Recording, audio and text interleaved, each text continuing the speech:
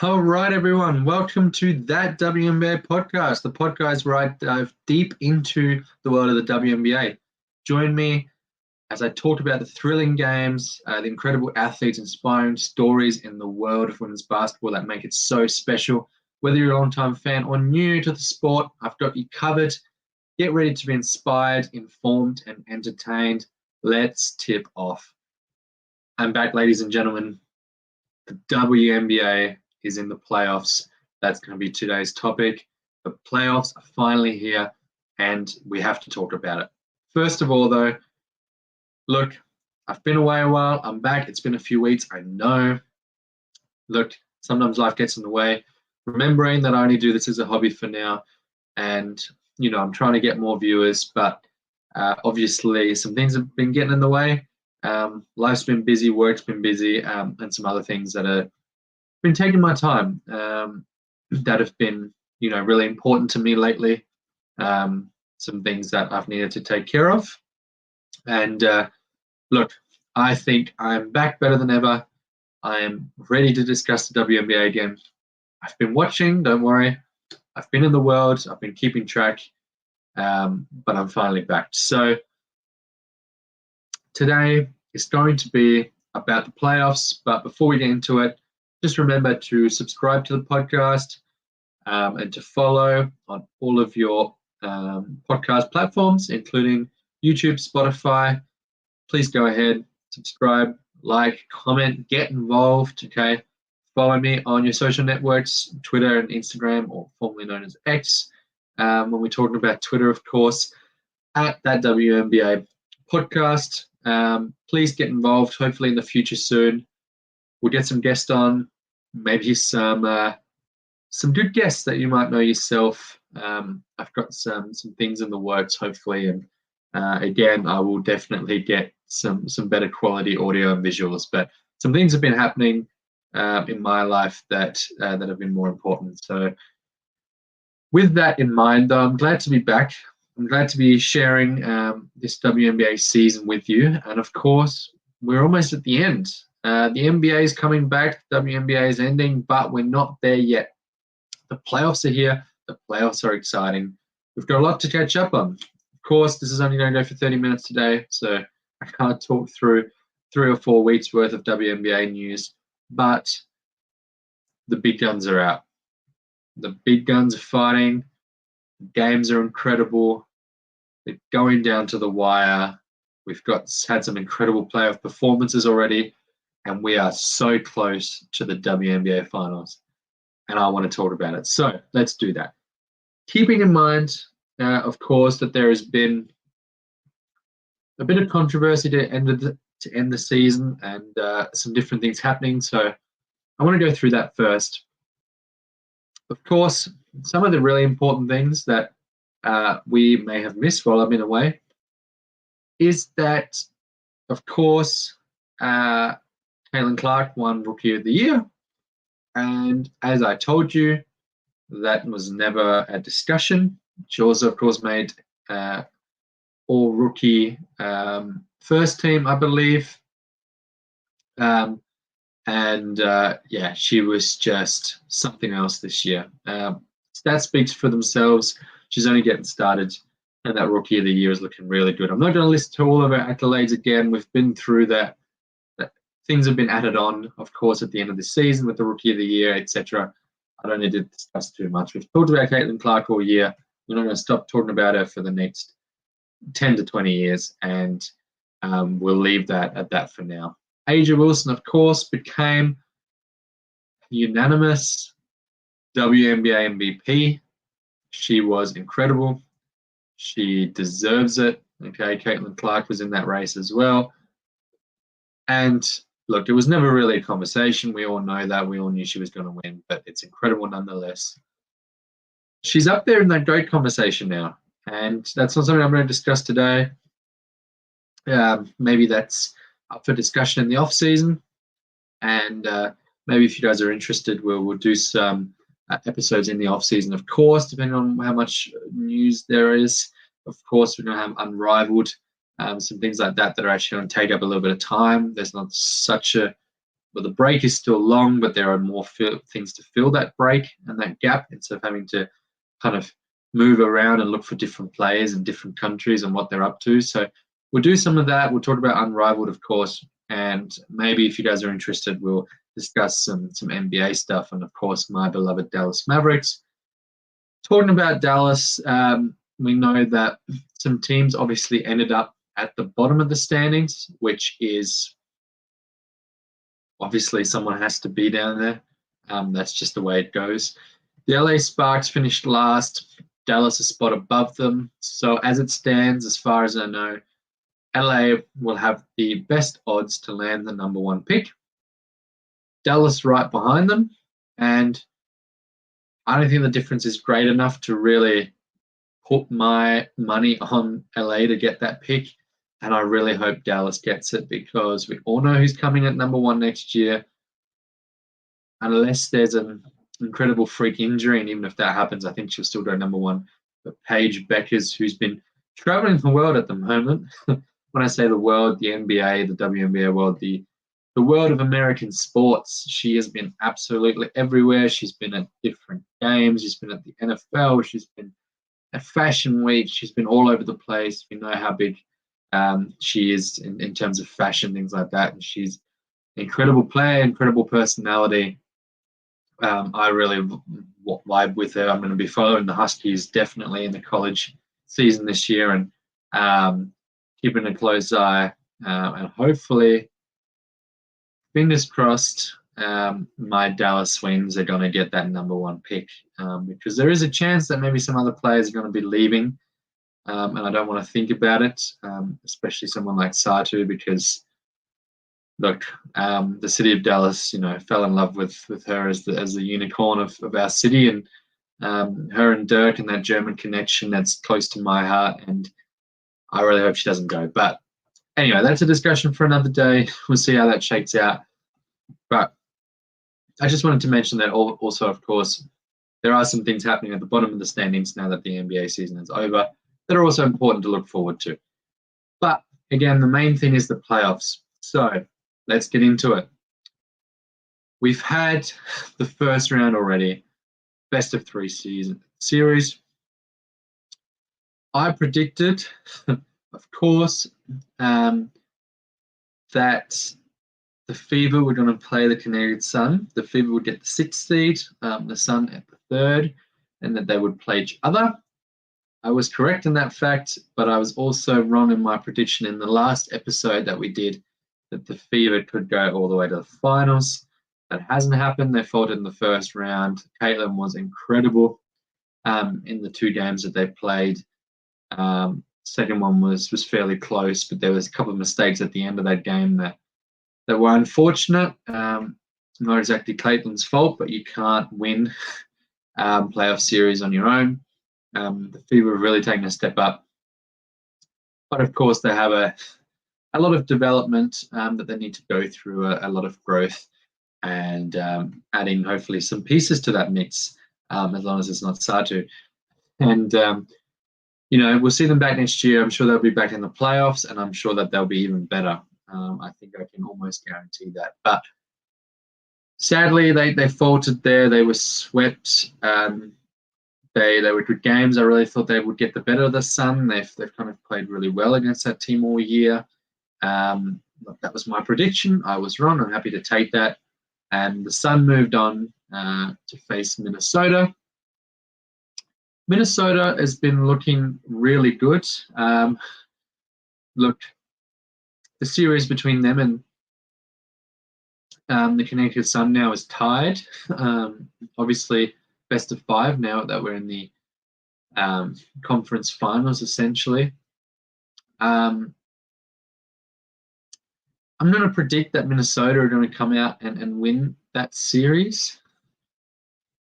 It's a tough call, though.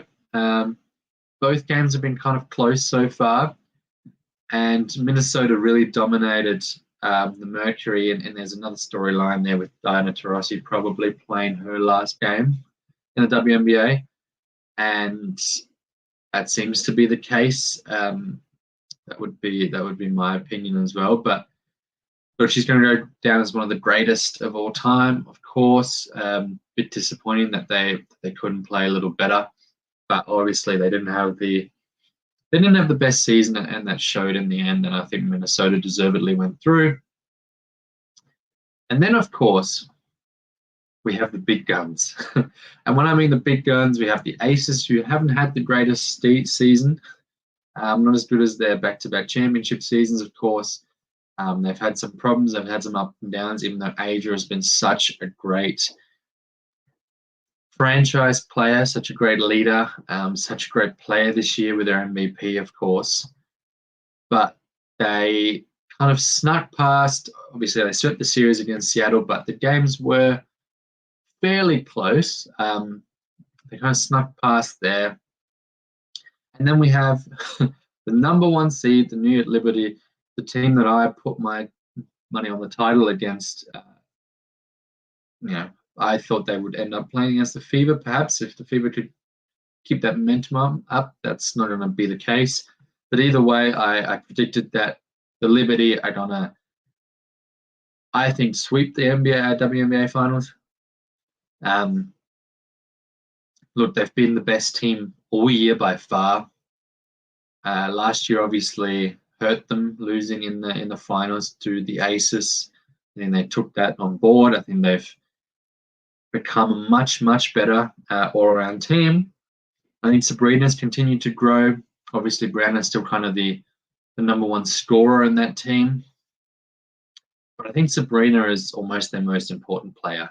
And I think she's really come into her own. She's grown so much. She's obviously one of the best players in the WNBA. I have her signature sneakers I absolutely adore. I absolutely love Sabrina. I would love to do an interview with Sabrina one day. Maybe you guys can make that possible. I know how hard that's going to be, but to me, she just oozes confidence. New York is the city that she should be playing in. You can see her interactions with Spike Lee. You saw her talk about the fact that just New York is just running through her veins. And it's been incredible to watch. She's been really that X factor to today's game. She really led from the front. She had something like 11 points in the last quarter. She's absolutely clutch.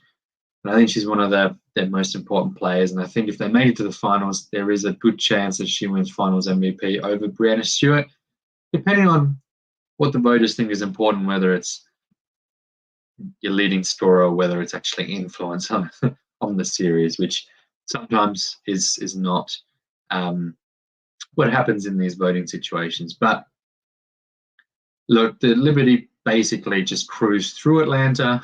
I think we expected that to happen. They won both games, and they won them fairly convincingly.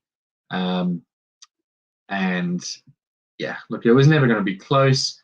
And right now against the Aces don't seem to have an answer. The second game today was close. It was a 4-point game, but the game before that was 10.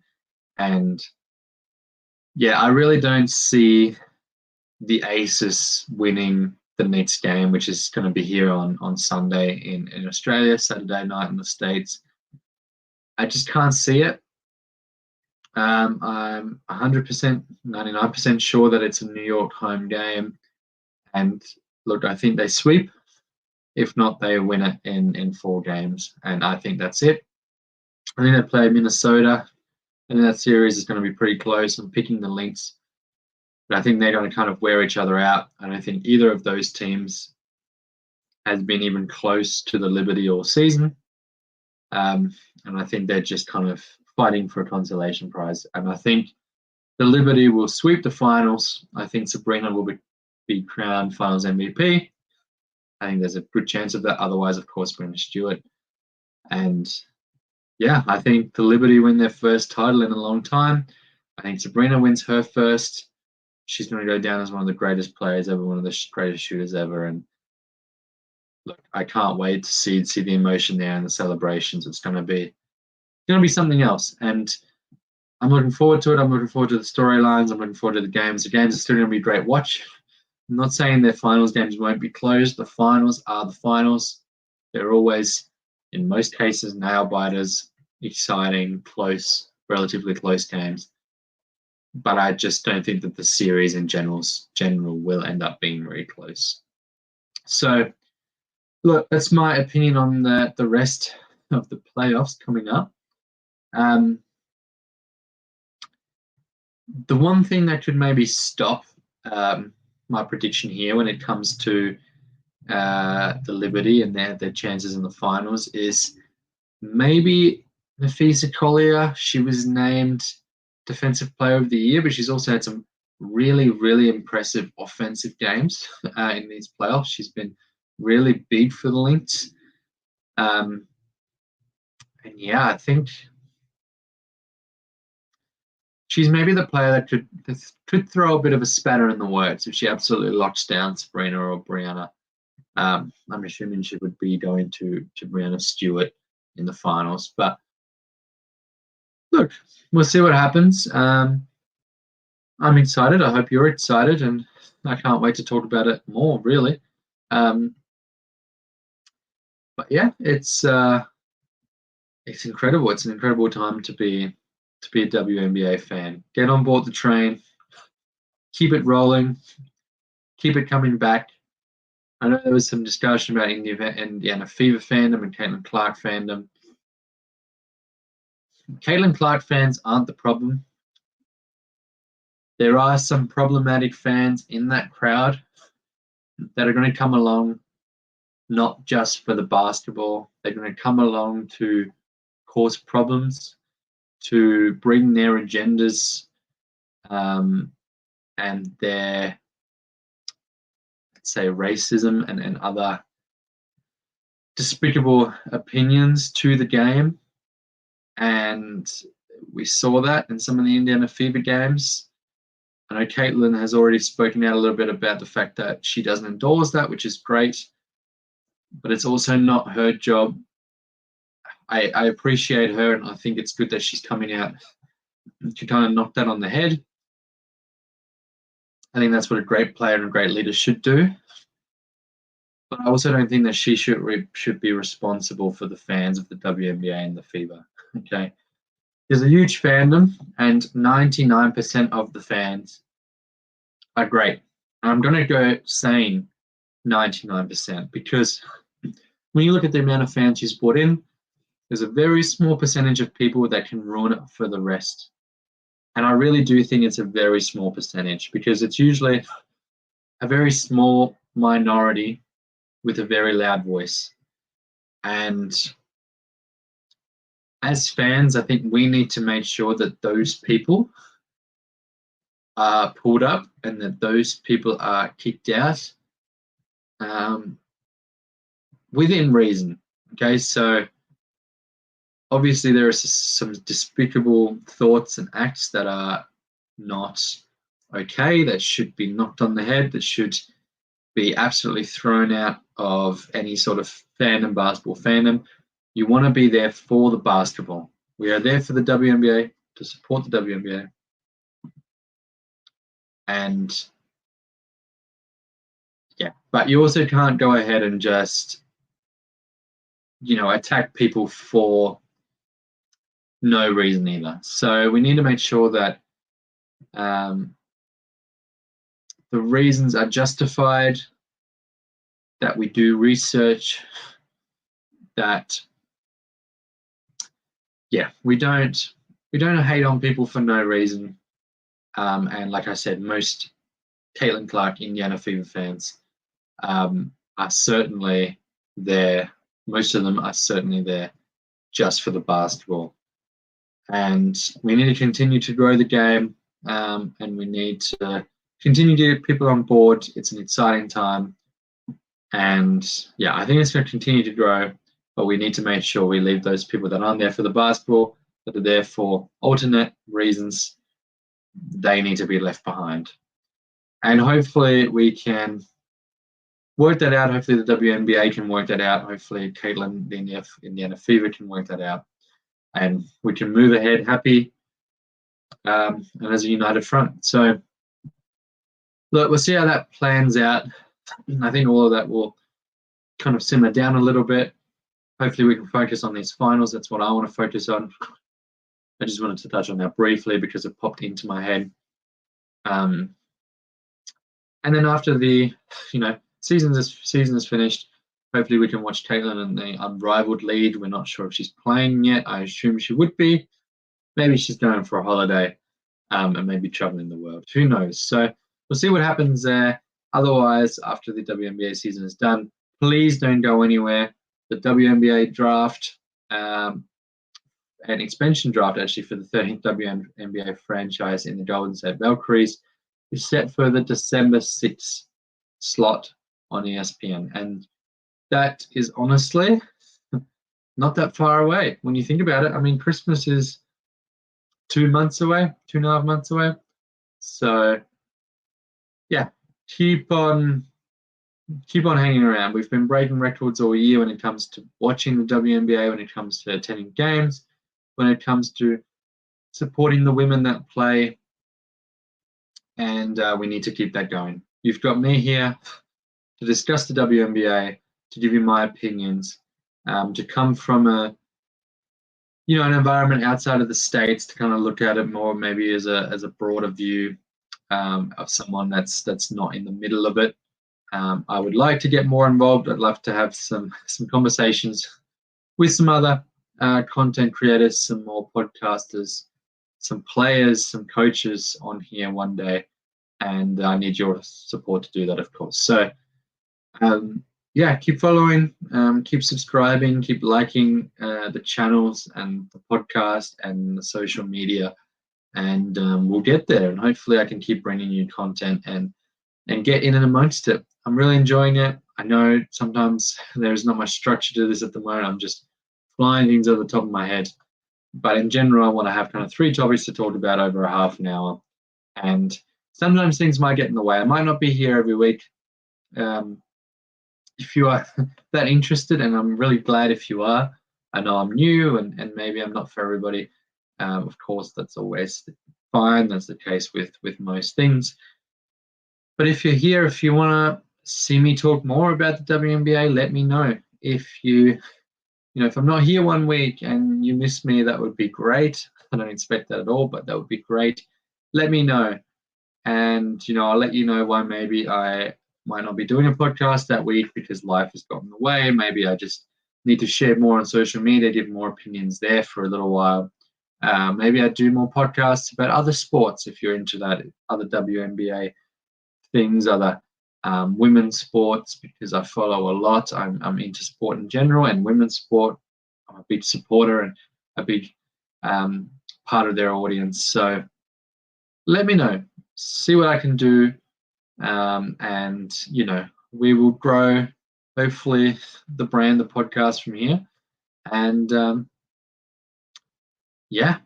what else is there to say, really? I kind of covered the main points of the playoffs so far. There are a lot more storylines. There's a lot more context, a lot more detail around that. But I haven't been back for a few weeks, and I don't want to, make this podcast go on for for an hour or so. So with that in mind, I'll just grab my notes to see if I've missed anything else in general. Let's see.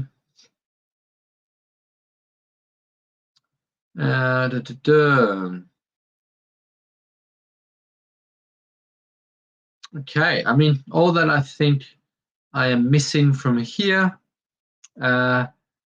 is that the next games in both the final series are going to be played on Friday. I thought it was going to be on Sunday, Australian time. I could be wrong. It is Saturday. Okay, so it is Friday night, US time, Saturday morning, Australian time. Go watch game 3 of both series. My tip is for New York to win the series and sweep the Aces on some NBA Finals revenge from last year.